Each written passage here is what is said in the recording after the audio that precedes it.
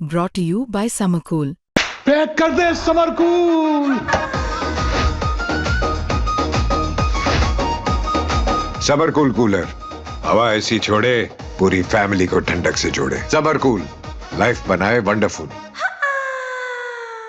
जो आशुतोष जी हैं वो बहुत बड़े अभिनेता हैं, तो ऐसी स्थिति में जहां सारे यात्री सुरक्षित हैं वहां इन्हीं के ऊपर हमला हो गया।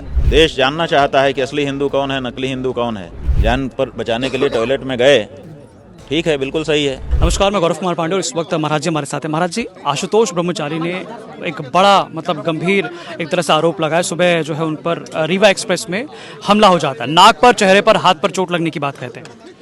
ऐसा है कि जो आशुतोष जी हैं वो बहुत बड़े अभिनेता हैं। उनका हंसना, उनका रोना और उनका धड़ल्ले से झूठ बोलना आपके मीडिया कैमरों ने कैप्चर किया है। पहले से ही सबको पता चल रहा है कि वो किसी भी समय कैसा भी अभिनय कर लेते हैं और अपने अभिनय को वास्तविक बनाने के लिए वो पूरा माहौल भी बना लेते हैं। ट्रेन में वो जा रहे थे, ट्रेन की जिम्मेदारी थी अपने यात्रियों की सुरक्षा की और करती भी है। ट्रेन में तो इस तरह के हमले कभी दिखाई नहीं दिए। तो ऐसी स्थिति में जहां सारे यात्री सुरक्षित हैं वहां इन्हीं के ऊपर हमला हो गया और किसी ने देखा तक नहीं। जो अटेंडेंट है, जैसा कि बताया गया, उसका वक्तव्य आया है, वो कह रहा है कि बाथरूम में गए तब तो ठीक थे, निकलने के बाद से ये कह रहे हैं। इसी से आप अंदाज़ा लगा लीजिए कि उन्होंने बाथरूम में जाकर के माहौल कैसा बना लिया। अब वो ये जो हमारी यात्रा हो रही है, पूरे देश की निगाह है। देश जानना चाहता है कि असली हिंदू कौन है, नकली हिंदू कौन है। तो ये असली नकली जो घालमेल हुआ है, जो नकली लोग हैं वो चाहते नहीं कि हमारी पहचान उजागर हो। तो इसलिए वो इस यात्रा से ध्यान भटकाने के लिए ये सब कर रहे हैं। उनको कहीं ना कहीं से प्रेरणा मिल रही है। महाराज, उनका कहना है कि वो अपनी जान बचाने के लिए जो है टॉयलेट में अंदर गए थे। ठीक है, जान पर बचाने के लिए टॉयलेट में गए, ठीक है, बिल्कुल सही है।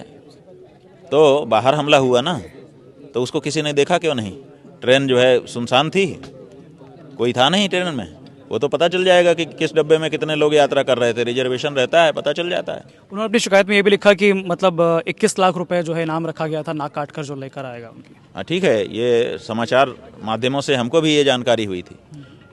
हमने भी उस समय अपनी प्रतिक्रिया इस पर व्यक्त की थी। हमने कहा था कि इस तरह की बात आपके आवेश में, आक्रोश में, क्षोभ प्रकट करने के लिए निकल गई हो तो बात अलग है, लेकिन सनातन धर्म में, सनातन धर्म के लोगों का ये तरीका नहीं रहा है कभी भी कि वो अपने आलोचक पर या किसी दुष्ट व्यक्ति पर इस तरह का हमला करें।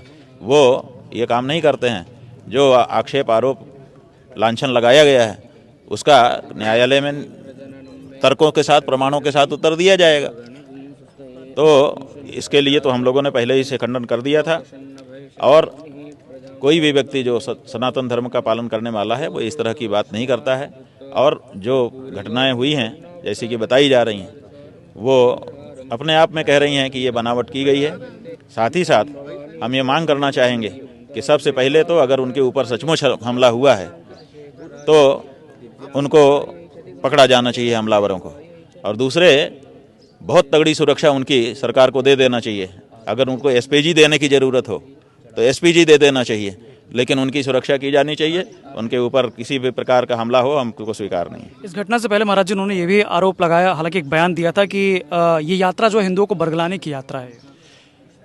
हाँ, बरगलाने की यात्राएं बहुत सारी हो चुकी हैं। अब हिंदुओं को आँख खोलने की और उनको सामने सच लाने की ये यात्रा है और ये चल रही है। महाराज, इसके अलावा उन्होंने ये भी कहा कि आपने जानबूझकर जो रूट सेट किया, उस वो रूट जो है बेसिकली उन बटुकों के, नाबालिग बटुकों के ज़िलों के आसपास के हैं, ये दबाव डालने की कोशिश है।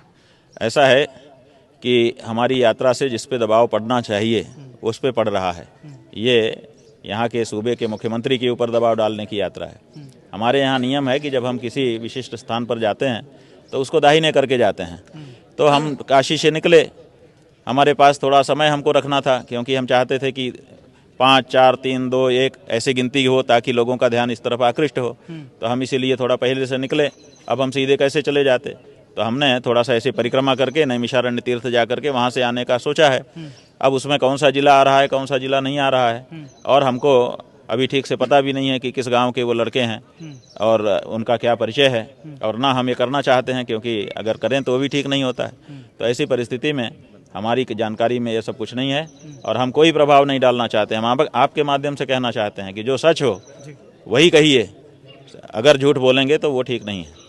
तो शुक्रिया महाराज जी हमारे साथ बातचीत करने के लिए। साफ तौर पे एक्सक्लूसिवली हमने बातचीत की और जाना कि जिस प्रकार से सुबह जो आरोप लग रहा है आशुतोष महाराज जो साफ तौर पे अपने ऊपर घटी घटना को लेकर जो है बात कर रहे हैं, उन पर क्या महाराज जी का स्टेक है, और साथ ही साथ ये भी जो आरोप लगा रहे थे कि जो नाबालिग बटुए हैं उनके गृह जनपदों से आसपास के जो है रूट से निकाला जा रहा है, इस पर भी हमने रिएक्शन लिया।